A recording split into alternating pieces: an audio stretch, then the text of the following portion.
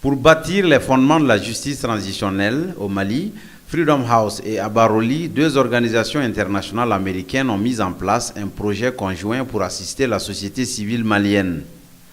La justice transitionnelle s'entend par le droit à la vérité, le droit à la justice, le droit à la réparation et la garantie de non-récurrence.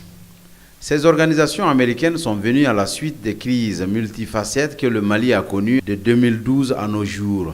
En effet, le Mali a connu au cours des années 2012 et 2013 la plus grave crise de son histoire post-coloniale.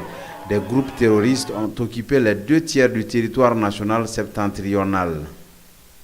L'objectif de notre programme, de notre projet, est essentiellement d'établir une stratégie de justice transitionnelle ou d'aider à l'établissement d'une stratégie de justice transitionnelle qui soit fondée sur les besoins des communautés affectées et particulièrement les victimes.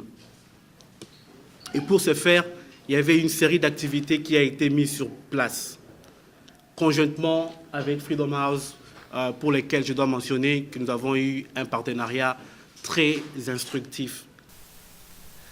Plusieurs formes de violation des droits humains ont été commises. On peut citer entre autres exécutions sommaires, torture, viol, mariage forcé, lapidation, flagellation, pillage. Des actes qui ont eu pour conséquence les déplacements massifs des populations du nord vers l'intérieur et l'extérieur du pays, la destruction des biens publics et privés, y compris le patrimoine culturel et religieux, etc. En outre, le sud du pays a connu un coup d'État le 22 mars 2012, ayant fortement mis à mal les institutions de la République, en plus des nombreuses violations des droits humains.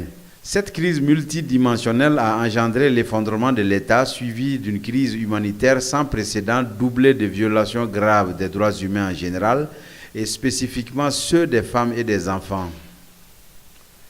À travers ces projets donc, des organisations de la société civile malienne œuvrant dans les domaines des droits humains ont été identifiées et regroupées en réseau, les défenseurs des droits humains RDDH, par Freedom House pour établir une base de données sur les graves violations des droits humains afin d'assister les victimes et de lutter contre l'impunité, gage d'un processus de réconciliation nationale apaisé et réussi. On travaille avec les organisations de la société civile qu'on a pu fédérer un réseau, le réseau qui s'appelle le réseau des défenseurs des droits humains, pour en fait faire la documentation et le monitoring des violations des droits humains qui ont eu lieu lors de la crise malienne en 2012. Dans l'atteinte des objectifs du projet de documentation et de monitoring, une série de formations pour le renforcement des capacités des membres du réseau a été organisée par Freedom House.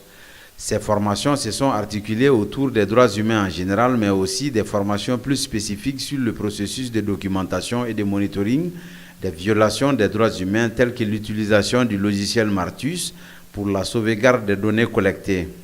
Lors d'une retraite stratégique, le réseau a élaboré un plan d'action sur 6 mois sur la documentation et le monitoring des droits humains assorti d'une fiche d'identification des victimes. La retraite stratégique a donné lieu à la mise en place de groupes thématiques pour effectuer ce travail de documentation de manière efficiente et efficace. Il s'est agi dans un premier temps de recueillir les informations des violations commises dans les zones de Bamako-Kati, de Gao, de Kidal, de Mopti, de Ségou et de Tombouctou, avec l'appui des points focaux régionaux.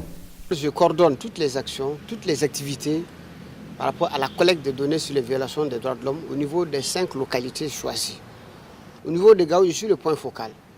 J'ai été déployé sur le terrain dans l'équipe de Tombouctou. Point focal de groupe de collecte de données de la région de Mopti. Les zones de Nyono et Djabali. Kati Bamako. Nous avons démarché certaines ONG de la place, comme Wildaf Mali, comme l'APDF.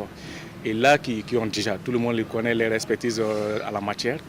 Curieusement, c'est au cours de cette activité qu'un militant des droits humains, membre du réseau en mission de collecte sur le terrain, a même été la cible de tirs à Kidal lors de la visite du Premier ministre Moussa Mara au mois de mai 2014. La victime Modi Samba Touré est encore à l'hôpital à Kati. Moi, je m'appelle Modi Samba Touré. Donc, je suis enseignant de profession. Récemment, je suis parti à Kidal pour mener une enquête pour Freedom House sur la violation des droits humains. On m'a pris une balle au niveau deux balles au niveau de cheville. Donc j'ai voulu tourner pour fuir. Ils ont repris aussi la même truc. La personne m'a même appelé par mon nom.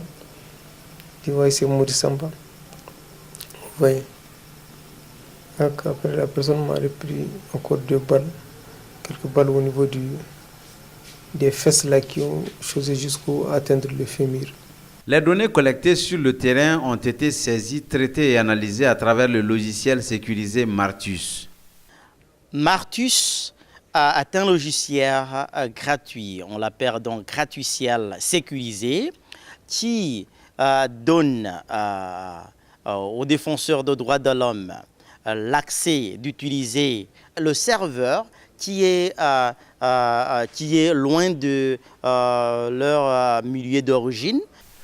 Pour partager les résultats avec les autres acteurs, les partenaires techniques et financiers ainsi que l'État, une table ronde a été organisée le samedi 16 août 2014 à la Maison de la Presse de Bamako. Le responsable du groupe analyse du RDDH a présenté son rapport.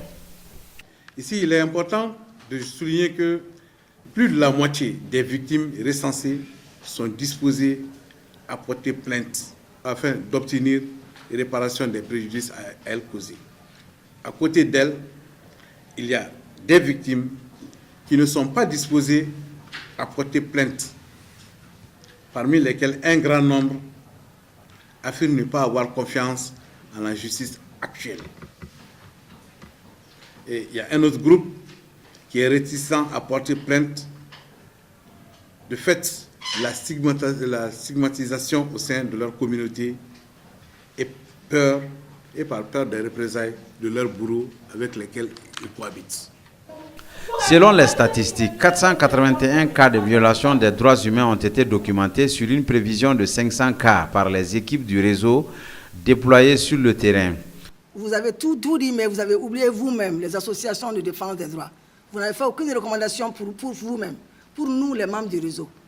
Le renforcement des capacités des ONG membres du réseau dans les domaines suivants.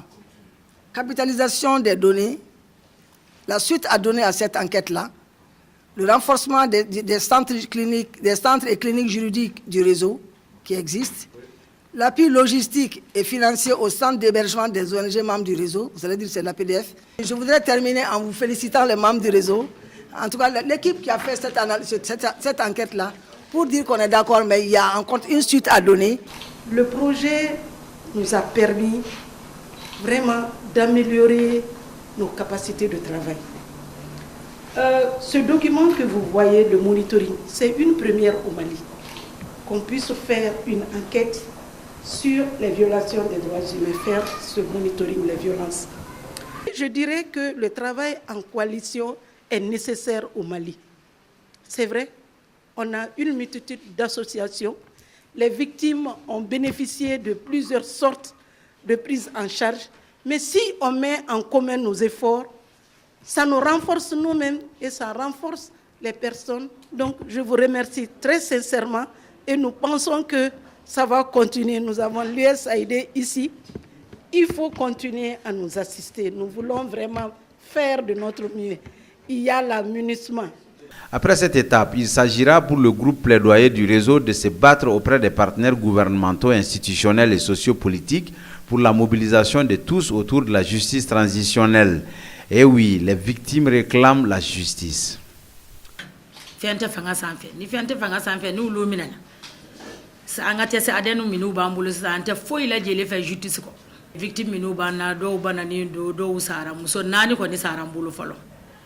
Depuis ko inki linga na blesanga shoku min kerula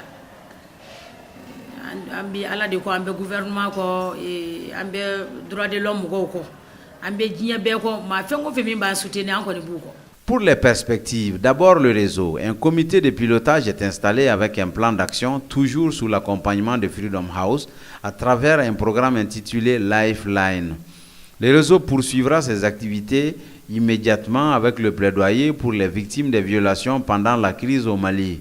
Pour sa sécurité, il entend suggérer au gouvernement un projet de loi de protection des défenseurs des droits humains au Mali. C'est vrai que nous sommes des défenseurs des droits humains. Nous sommes toujours prêts à dénoncer tout ce que l'État fait de mal. Mais l'État, c'est l'État. Il y a aussi les animateurs de l'État. Donc, je remercie en tout cas tous les gens qui sont venus. Et je suppose que cet élan que j'ai vu va continuer. Et nous allons devoir trouver des solutions. Nous en sommes seulement à 5% de tout le travail que nous devons faire. Et donc, il faudrait que nous puissions, dans un avenir très proche, atteindre les 100%.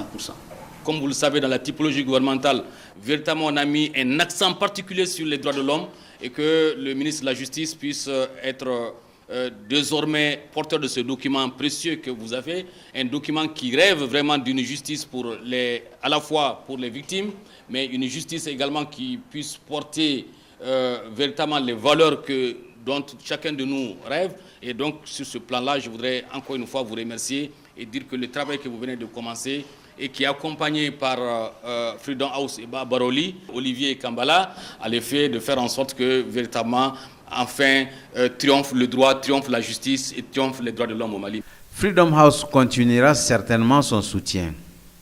La suite, c'est qu'on a fait une première partie, comme c'était un projet pilote. On voulait voir comment les Maliens vont répondre à cette initiative de justice transitionnelle.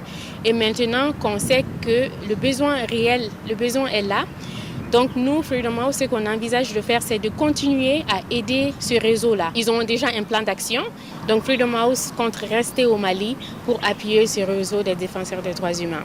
Les efforts communs doivent aboutir à bâtir les fondements de la justice transitionnelle au Mali. En attendant, le réseau s'est donné les moyens de son fonctionnement autonome et les organisations membres se sont engagées à partager les expériences et les outils au bénéfice du réseau.